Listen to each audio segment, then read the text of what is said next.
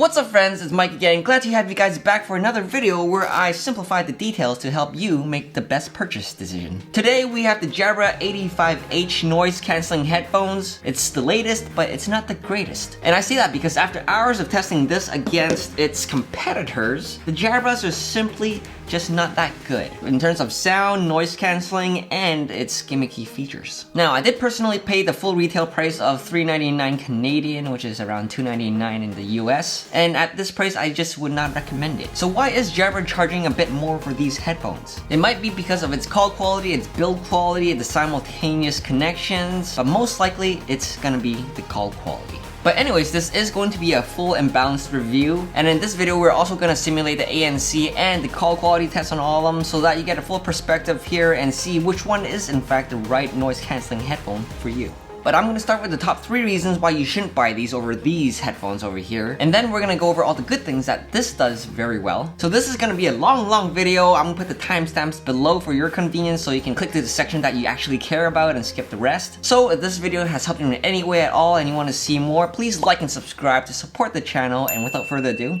let's get right into it. So the first reason why you shouldn't buy these is because of the sound quality. Now I say that because it's charging a big board price to play with these guys, but then it's not actually delivering the same level of quality. The biggest difference when you compare the sound to these is that you'll notice a lack of detail. You're not gonna get the most HD sound, and it's just simply flat. And this is really noticeable in the mids to highs, especially at louder volumes. You're just not gonna get that level of clarity and music separation between the different instruments, and really it just sounds like a normal pair of headphones. But if you are someone who's getting this as your first noise cancelling headphone and haven't tried these before, you might think the sound is good because the bass does sound big and it does have some dynamics there so you can like feel the bass a bit, but that's about it. But the thing you'll notice very quickly is that these aren't very loud. And when comparing to these headphones over here, these are only at 80 to 85% volume of what these are when this is maxed out. And when these are maxed out, another thing that you'll notice very quickly is that the bass actually cracks and it kind of blows out. Now this is a very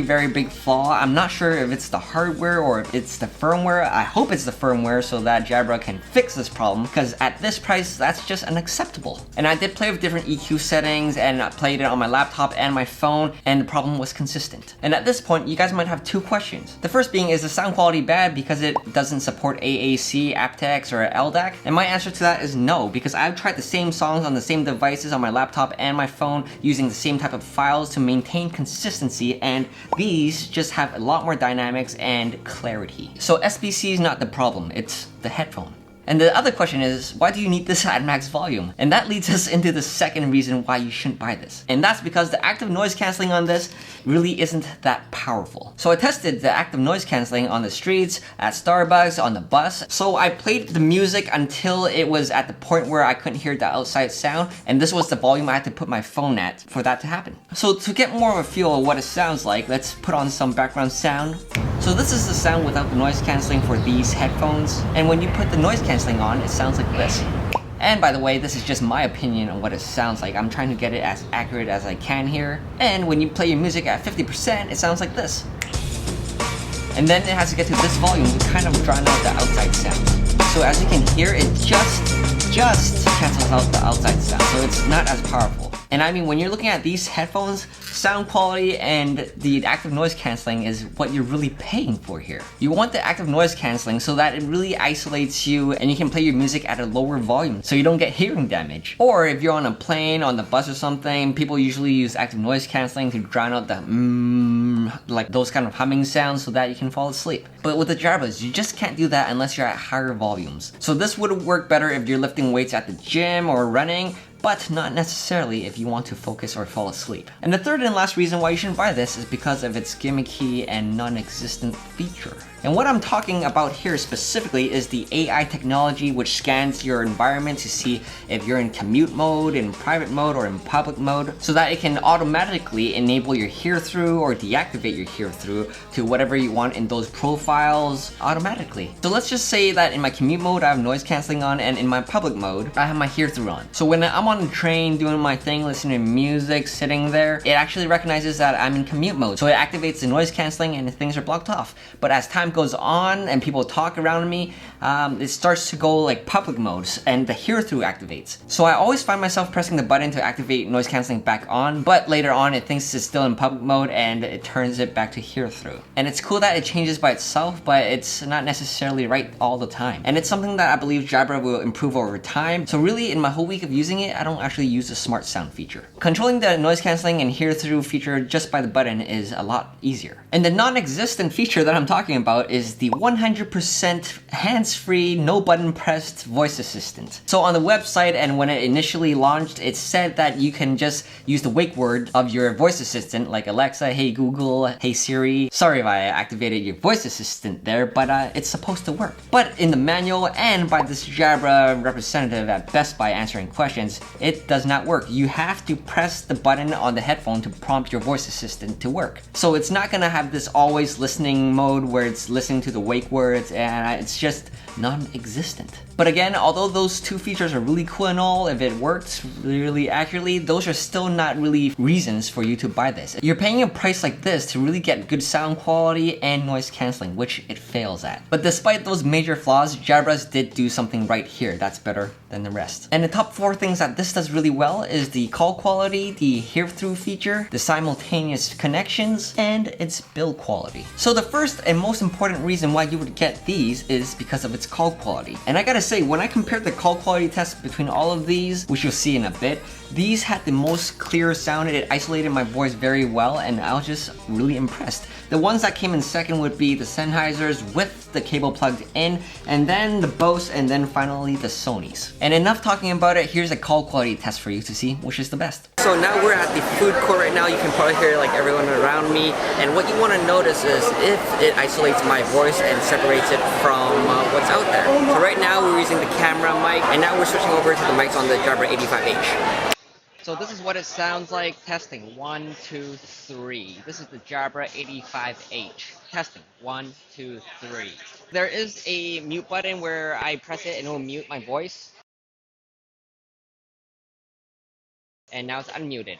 So that works. Okay, so now we're using the Bose QC35-2s. Testing 1, 2, 3. This is the Bose QC35-2s. So this is the Sony 1000XM3s right here. Testing 1, 2, 3. This is the Sony 1000XM3s. Okay, so now we're using the Sennheiser PXC550s. Testing 1, 2, 3. Also, this comes with a cable that has a mic on it as well. So we're gonna try that now. Okay, so now I have the cord on me, so I'm gonna click it. Testing 1, 2, 3. This is a Sennheiser PX550 with the cord on. Okay guys, so that's all the test there is. Let me know in the comments below what you guys think and which one sounds the best to you. Okay, so related to calls, this also has a mute button, which none of these have. So that's really useful if you're someone who uses Skype or you're always on conference calls or even the phone. The mute button is awesome. And on top of that, the Jabras have true simultaneous pairing. And the only other headphone that does that is the Bose. And this is really useful because both of these devices can remember up to 8 devices at once and connect to 2 at the same time. So if you have it connected to your laptop and your phone, you can answer calls even if you're watching video on your laptop. And I do have to note that although its connection quality is strong, meaning that when you're watching videos, it's not gonna lag, the lips are gonna be synced to the video, and it's good. But you will notice some dropouts when it's connected to 2 devices at once. And this might be the case because both the devices are trying to output a signal here and there, and it's trying to figure out which ones to receive. But the thing is that it doesn't happen with my Bose. So to really get rid of those dropouts and have a clean signal, you're gonna have to disconnect one of the devices. But don't get me wrong, these little dropouts just happen here and there kind of thing, but it's just something I noticed. And the third thing is that the hear through on this is actually like the Sonys or even better. So with the Sonys and this, it's very clear, although you're gonna get a slight hiss. The Sonys are a bit quieter, so when the hear-through is activated on this and you take it off, it's almost as if like you weren't even wearing headphones in the first place. And that's the best way I can describe it. But the Sonys does have a feature when you put your hand on the side of the ear cup, it will activate the hear-through, and when you take your hands off, it'll go back to noise cancelling mode. The Jabras don't do that, but I do have to say that the button that activates the noise cancelling, the hear-through, and normal mode does work very quickly, and it's really good. And the last thing I would compliment the Jabras on is the build quality and the comfort. So these are kind of like the Sennheisers over here where you turn them this way to power them on. And it also has a nice feature where if you take it off of your head, it will pause the music, and when you put it on your head again, it will resume playing. So that will prolong its already super long battery life. And speaking of battery life, it is charged by a USB Type-C cord, which is always good in 2019. And I gotta say, the battery life is super long. I actually used this for a whole week to try to drain the battery. I had to actually leave it overnight for the battery to die, because this can actually last for 35 hours and there's no problem with the battery life at all. That's all I'm gonna say. And when the battery was dead, I did try to plug in the cord over here to see if it worked passively without battery. It does not work. But however, you could charge and play your music wirelessly or wired at the same time. And that's a special feature that I haven't seen in these headphones, so that's really cool. And the next thing is that you'll notice that it's made of fabric over here, and on the outside I found that to be very durable, meaning that I could put my headphones down on the table like this without really worry about it scratching. Unlike the Sonys or the Sennheisers or the Bose, it's made of aluminum, and these are made of plastic, and these are touch controls, so you might scratch them. It's not really cool. But these are my like throw around headphones that I don't really have to worry about. The only thing is that when you do get dandruff on the fabric, it's quite noticeable. But that's not a big deal. You wipe it off and it's good. So with the fabric material on the outside, it does help when you take it out in the rain, because the fabric is soaked in the water and it just dries off. It's okay. Unlike the other headphones over here, they all use a leather neckband over here and they're not replaceable. So these, you just have to be more careful and higher maintenance. But then these also feel more premium than this. So really there's a trade-off. And luckily one of you guys asked this, the ear pads over here fortunately are replaceable. But I do have to say that the ear pads are not the most comfortable. They are really similar to the ones on the Sony, except for this over here. As you can see in the cushioning, there is this plastic part, and when you put it on your head, it really mushes in and it's not very breathable. So very quickly, when you wear this for like 10 or 15 minutes, you're really gonna notice that it's a bit heaty, it gets sweaty and oily. So after like 15-30 minutes, I always have to like take it off and then turn it like this to wipe it on my shirt, and you know, done. But then it turns off. But that's not a big deal, just turn it back on like this, and it does connect back to your devices very quickly, so it's just a little thing. But besides that, when it's on your head, it's light enough, it's not heavy, it's very comfortable. In fact, there's no like cranial pressure crushing my head. I can wear this for a long time, except for the heat. And on that topic, I would say the most comfortable headphone right now would be between these two, because the Sonys are a bit heaty, as I explained in my Bose first Sony video. But with the Jabras, you're just gonna have to deal with the ear sweat.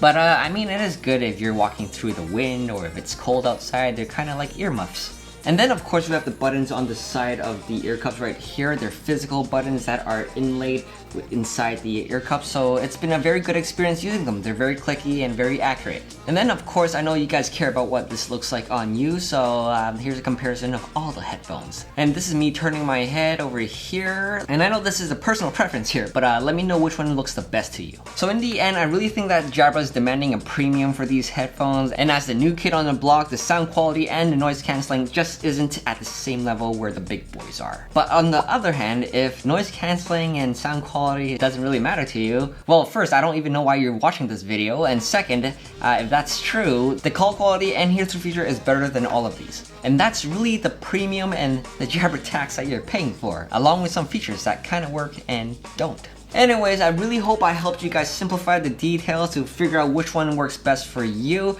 I haven't reviewed the Sennheisers yet, but I will. So if this video has helped you in any way at all, remember to like, subscribe, and turn that notification on to get the latest update about my channel from YouTube. And of course, if you have any questions at all, please comment below. I'd love to help you guys out. And that's it for now, guys. Thank you so much for watching. We'll see you in the next video. Bye!